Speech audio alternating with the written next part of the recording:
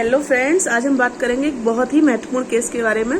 Case यानी कि जो कि धारा 80 से बहुत ज़्यादा रिलेटेड है।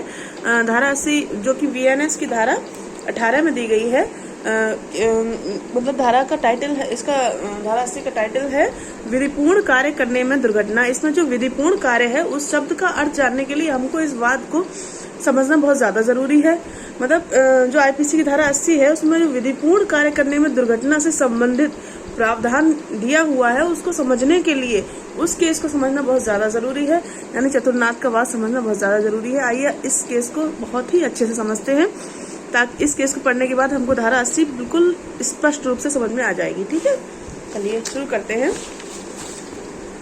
अच्छे से समझिएगा इस केस के फैक्ट को। ठीक है, मतलब केस का नाम है चतुर्नाथ का वाद। ठीक है, प्रॉब्लम्स के लिए बहुत ज़्यादा इम्पोर्टेंट है।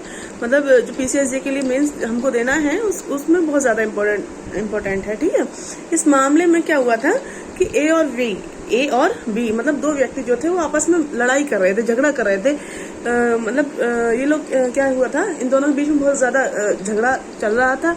और जो एक ही पत्नी अपने 1 साल के बच्चे को लेकर के मतलब उसको अपनी गोद में लेकर के उनकी लड़ाई शांत कराने के लिए चली गई। मतलब उनको पता नहीं था कि हम क्या कर रहे हैं। ठीक है, तो वो क्या हुआ, 1 साल के बच्चे को लेकर उनकी लड़ाई शांत करने के लिए चली गई।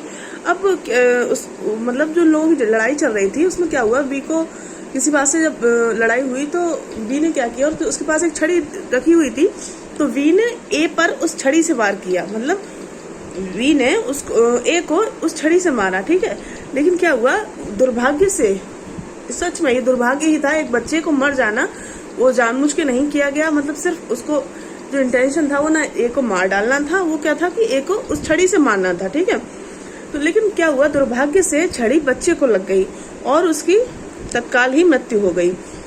अब प्रश्न ये उत्पन्न हुआ था कि बी को किस अपराध के लिए दायी ठहराया जाएगा। ठीक है, क्योंकि बी ने जो है ये जानबूझ कर नहीं किया था, एक छड़ी से मतलब साधारण वार था, उससे ऐसा नहीं, मतलब जो मामूली अनुक्रम है उससे ये नहीं प्रतीत होता है कि उससे कोई व्यक्ति मर सकता है। ठीक है, उसको ये नहीं पता था कि ऐसे ऐसे बच्चा बीच में आ जाएगा और मेरी छड़ी जो है उसको लग जाएगी। ठीक है, तो इसलिए प्रश्न यह उत्पन्न हुआ कि बी को किस अपराध के लिए दायी ठहराया जाए।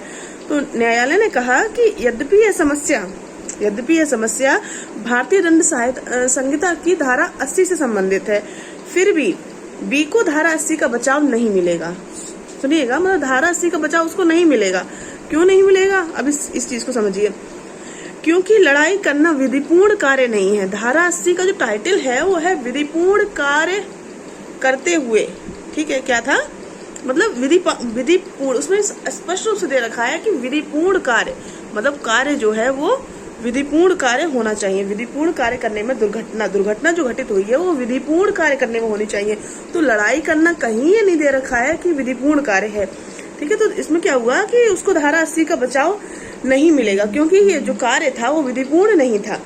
एवं धारा 80 का बचाव तब मिलता है जब अभियुक्त विधिपूर्ण कार्य कर रहा हो। ठीक है, फिर सुनिए, अब प्रश्न यह उत्पन्न हुआ कि क्या बी को सदोष मानव वध या हत्या के लिए दायी ठहराया जाएगा।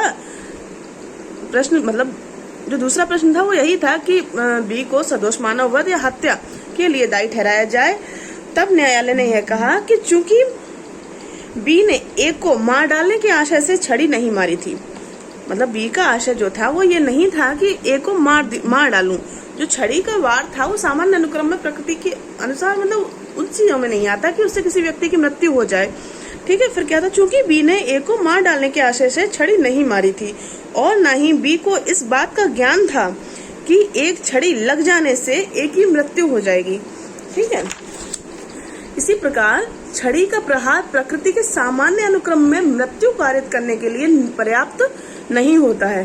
ठीक, इस प्रकार जब बी सदोष मानव वध यानी कि सदोष मानव वध का दोषी नहीं है। ठीक है, जो बी था वो सदोष मानव वध का दोषी नहीं है, और जब सदोष मानव वध का दोषी नहीं है तो हत्या के लिए जो दोष था उसका तो प्रश्न ही नहीं उठता कि हत्या के लिए उसको दोषी ठहराया जाए। ठीक है, तो न्यायालय ने यह कहा कि यदि यह छड़ी ए को लग गई होती, यदि यह छड़ी ए को यानी कि उस बच्चे को ना लगकर ए को लगी होती तो वी साधारण उपहति के लिए दायी ठहराया जाता।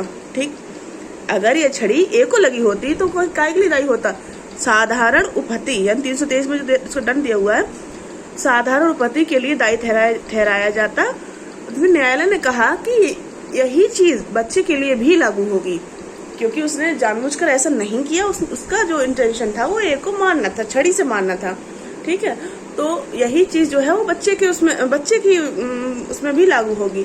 बी को साधारण उपहति के लिए ही दायी ठहराया जाएगा, ना कि सदोष मानव वध या फिर हत्या के लिए। ठीक, चलिए अब हम मतलब आपको इस केस को समझने के बाद समझ में आ गया होगा कि विधिपूर्ण कार्य क्या होता है। मतलब जो दुर्घटना है वो विधिपूर्ण कार्य करते हुए होनी चाहिए। ठीक है, जैसे कि कोई भी कार्य है वो अगर हम गलत तरीके से कर रहे हैं, जैसे कि किसी का मुर्गा चोरी करने के लिए गए और उसको मुर्गा चोरी करते समय मतलब गोली मारना था, उसका आशय जो था वो किसी मुर्गे को गोली मारना था, तो क्या हुआ, वो गोली जो है किसी इंसान को लग गई, तो इसमें क्या था, विधिपूर्ण कार्य नहीं है। ठीक है, ऐसी इसकी एक दूसरी प्रॉब्लम आती है, जैसे कि जो ए था वो कुल्हाड़ी से वो कर रहा था, पेड़ काट रहा था, और कुल्हाड़ी का जो सिर था वो उछल करके बी को लग जाता है, तो फिर इसमें क्या होगा, तो इसमें भी वो जो है वो विधिपूर्ण कार्य कर रहा था, मतलब कोई भी लीगल कार्य नहीं कर रहा था, और जो दुर्घटना थी वो उसके हाथ में नहीं थी, तो इसके लिए उसमें